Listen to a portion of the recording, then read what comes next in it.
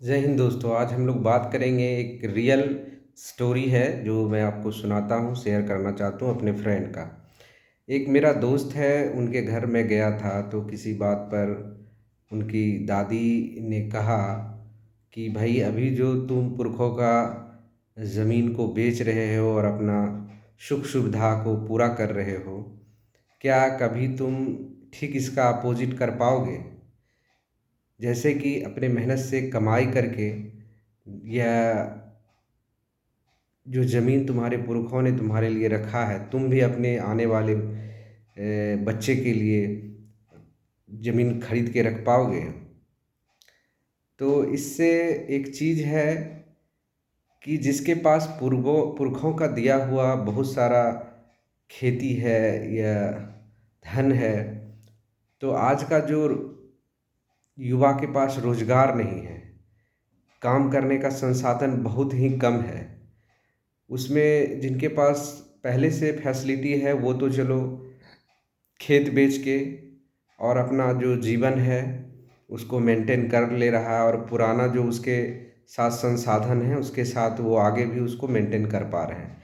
हर साल कुछ ना कुछ खेत बेचते हैं अपना, और फिर गाड़ी, फोर व्हीलर, घर, मतलब जो उनका पहले रुतबा था वो बनाकर चल रहे हैं।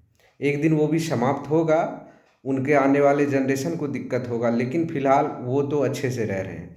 लेकिन ज़रा उसके बारे में सोचिए जो आदमी के पास कुछ नहीं है, उनके पूर्वज के पास ऐसा कोई साधन नहीं था जो 100, 150, 200 बीघा ज़मीन हो, ताकि वो भी साल में कुछ बेचकर और अपने जीवन को वेल मेंटेन करके रख सके। हालांकि ज़मीन बेचकर अपने जीवन को मेंटेन करना और समाज में दिखाना कि मैं भी आज भी उसी हिसाब से रह रहा हूँ जो मेरे पूर्वज रहा करते थे। पूर्वज के पास व्यवस्थाएं थी तो रहा करते थे, तभी उनके पास 200 बीघा ज़मीन था।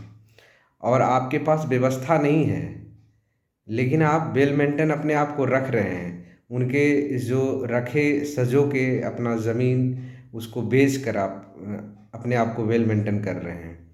लेकिन आपको इस बात का ज़रा सा फ़िक्र नहीं है कि भैया हमारे लिए गवर्नमेंट कर क्या रहा है, रोज़गार का व्यवस्था तो हम लोग के लिए है नहीं। लेकिन वो गरीब लोग जिनके पास वाक़ई में साधन नहीं है, रोज़ कमाते हैं, रोज़ खाते हैं, उस व्यक्ति के बारे में कोई सोच नहीं रहा है। उनको तो कोई पढ़े लिखे लोग या तो समझा दे रहे हैं तो उनको लग रहा है ये पढ़े लिखे हैं, सही बोल रहे होंगे, या फिर कोई पैसा पे उनको खरीद रहा है, कोई दारू पे खरीद ले रहा है, कोई मतलब किसी न किसी रूप में उनको इलेक्शन के टाइम में माइंड वॉश करके और फिर कुछ ऐसा वैसा करते हैं, और फिर वोट वो जहाँ गलत देने का है, सही देने का है, वो शायद डिसीजन ले नहीं पाते हैं। अब आप इस बात को समझिए उस व्यक्ति का क्या है, जो उसकी दादी जब पूछी ये बात कि भाई तुम कब कमा के इतना धन जो अभी बेच रहे हो इकट्ठा करोगे, इतना ज़मीन कभी खरीद पाओगे तुम? उसका जवाब उसके पास नहीं था। वो बेचारा, आई थिंक शर्म उनको लग गया, चूँकि मेरे सामने ही पूछा। और बात भी सही है कि भाई आप बेच के जिसको खा रहे हो और अपने जीवन में सुख सुविधा प्राप्त कर रहे हो, क्या ये उचित है? पूर्वज का दिया हुआ चीज़ को आप उससे अपने लिए कुछ या तो नया क्रिएशन कीजिए, अपने रोज़गार को बढ़ाने के लिए, अपने अर्न को बढ़ाने के लिए, ना कि आप उसको बेच करके समाप्त करिए।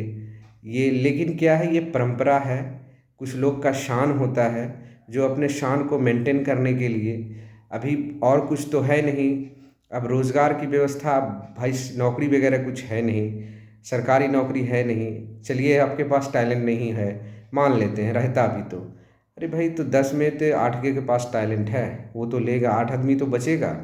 लेकिन इस चीज़ पे किसी का ध्यान नहीं है, बस अंधाधुंध दौड़ रहे हैं हम लोग कि बस दुनिया इसी तरह चलेगा।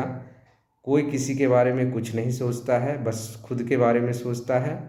और इस समाज में इंसान जब कोई कोई अच्छा सोचता है और उसको बदलने का सोचता है, तो उसको पैर खींचने वाला, उससे ज़्यादा लोग उसके पीछे पहले से खड़ा होते हैं। इसलिए इतना आसान नहीं होता है समाज को बदलना।